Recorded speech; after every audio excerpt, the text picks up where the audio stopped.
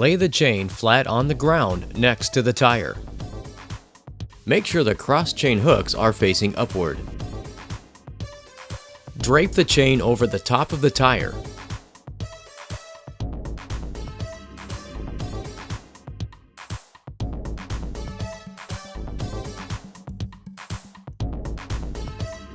Move the vehicle forward so that one or two cross chains pass under the tire.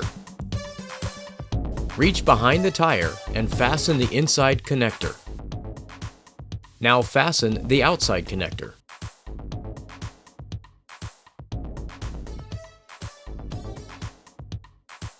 Make sure the connector is tight.